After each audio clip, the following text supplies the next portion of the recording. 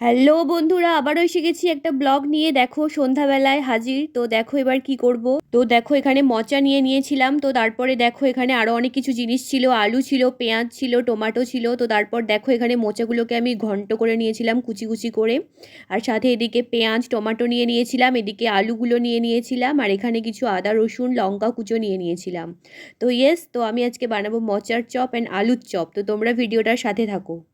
এবার কি করব, তো দেখো এবার কি করব। তো এখানে দেখো একটা জায়গার মধ্যে আমি মোচাগুলো নিয়ে নিয়েছিলাম, তারপরে তার মধ্যে জল দিয়ে দিচ্ছিলাম। তো এটাকে অ্যাকচুয়ালি সেদ্ধ করে নেব এবার আমি। তো তারপরে আমি এখানে আলুগুলোও অ্যাড করে দিলাম সেদ্ধ করে নেওয়ার জন্য। তো এটাকে ভালো করে সেদ্ধ করে নিতে হবে।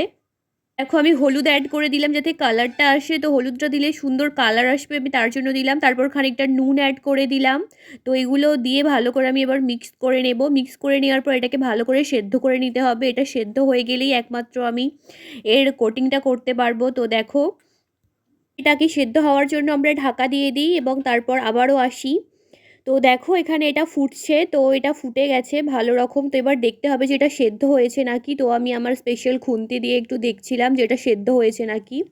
তো আমার মনে হচ্ছিল এটা সেদ্ধ হয়ে গেছে। তো চলো এবার এটাকে জলটা বের করে দিতে হবে। তো দেখো আমি ছাঁকনি নিয়ে চলে এসেছি, এটার জলটা এখান থেকে বের করে দিলাম। তো এটাকে এবার ঠান্ডা করে নিতে হবে। তো যেহেতু আমি এটার পুরটা তৈরি করব, তো এটাকে ঠান্ডা করে নিতে হবে আগে। তো চলো এখানে আমি এটাকে রেখে দিলাম। তো তারপরে চলো কড়াইটা বসিয়ে দিই। তো কড়াই এখানে বসিয়ে দিয়েছি দেখো, তারপরে তেলটাও দিয়ে দিয়েছি, তেলটা গরম হয়ে গেছে। তো এবার মশলার যে জিনিসগুলো সেগুলো বানিয়ে নিচ্ছি। তো দেখো ফার্স্টেই কড়াই দিয়ে দিলাম পেঁয়াজ। তো পেঁয়াজটা ভালো করে ভেজে নিতে হবে। পেঁয়াজটা ভাজা ভাজা হয়ে গেলে মশলাগুলোও অ্যাড করতে হবে। তো তারপর দেখো পেঁয়াজটা লাল হয়ে এসেছে। তো তারপরে দেখো আমি আদা রসুন কুচি লঙ্কাটা অ্যাড করে দিলাম। করে সব ভালো করে ভেজে নিতে হবে। তো দেখো এখানে তারপরে আমি খানিকটা টমেটো অ্যাড করে দিলাম। তো টমেটোটা দিলে খুবই সুন্দর হয়, তোমরা এটা দেবে অবশ্যই আমি বলবো। তো তারপর দেখো আমি আবার স্পেশাল খুন্তি দিয়ে আবারও ভালো করে মিক্স করে নিচ্ছিলাম। তো এটাকে ভালো করে ভেজে নিতে হবে। তো এটা ভালো করে ভেজে নিতে হবে। তারপরে দেখো আমি মশলা অ্যাড করে দিলাম। এখানে আমি হলুদ গুঁড়ো দিয়ে দিলাম, হলুদ গুঁড়ো, তারপরে লঙ্কা গুঁড়ো দিয়ে দিলাম। এগুলো অ্যাড করার পর এটাকে আরও ভালো করে নাড়িয়ে নিতে হবে। তো তারপর আমি খানিকটা ধনিয়া গুঁড়ো দিয়ে দিলাম এবং তারপর খানিকটা জিরে গুঁড়ো আমি অ্যাড করে দিলাম। তো এগুলোকে এবার ভালো করে ভেজে নিতে হবে। তো ভালো করে ভেজে নিচ্ছি দেখো এগুলোকে মিক্স করে। তো এটা ভালো করে ভাজতে হবে, না হলে কাঁচা থাকলে অসুবিধা আছে। তো তারপর দেখো আমি খানিকটা তুলে রাখলাম। এটা তুলে রাখার কারণ হচ্ছে আমি আলুটাকে এখানে রাখবো না, আলুটাকে আমি আলাদা করে দেব। তো আলুরটা আলাদা হবে, মোচারটা আলাদা হবে, কারণ আলুটা অনেক বেশি হয়ে গিয়েছিল আমি লাস্টে দেখলাম। তো দেখো এদিকে মোচারটা আমি বানিয়ে নিচ্ছি, যেখানে আলু নেই বললেই চলে। আমি মশলাটাকে মোচাটার সাথে ভালো করে ভেজে এটাকে বানিয়ে নিলাম। এরপরে আমি সেমভাবে আলুটাকেও বানিয়ে নেব। তো দেখো এদিকে আমার মোচার পুরটা তৈরি হচ্ছে। তো বন্ধুরা দারুণ সুন্দর সুগন্ধ এসেছিলো। তো এটা মানে এতটাই সুন্দর আসছিল যে মনে হচ্ছিল খেয়ে নিই, বাট যেহেতু আমি চপ বানাচ্ছি এটা আমি খেতে পারতাম না। তো দেখো এদিকে আমি মোচার পুরটা নামিয়ে নিয়েছি, এরপরে আমি আলুরটা বসিয়ে দেব। তো তারপরে আমি মশলাগুলোকে আবারও দিয়ে দিলাম কড়াইয়ের মধ্যে। এরপরে আমি আলুটা অ্যাড করে দেব। তো দেখো আলুটা আমি অ্যাড করে দিয়েছি, দিয়ে এটাকে এবার বানিয়ে নিতে হবে।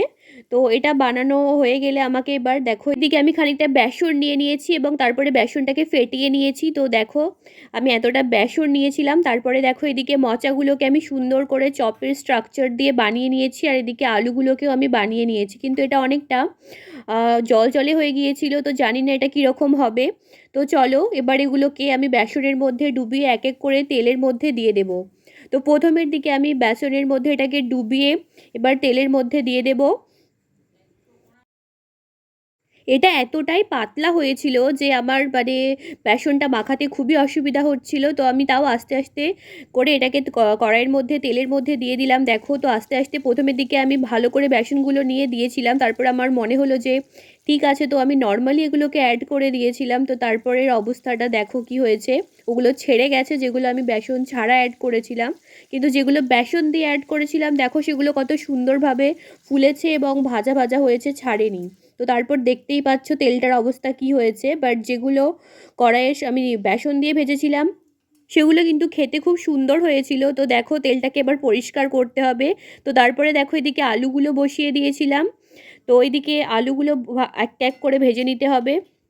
এগুলোকে করার জন্য বেসনটাকে আরও ঘন করতে হয়েছিল আমাদেরকে। তো তারপরে দেখো এগুলোকে এক এক করে ভেজে নিচ্ছি।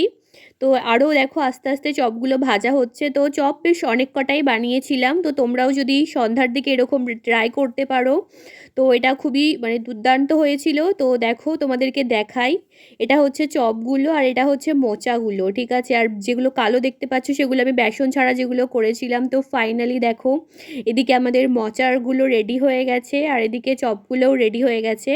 তো তোমরাও বাড়িতে ট্রাই করে অবশ্যই জানিও ভিডিওটা কেমন হয়েছে।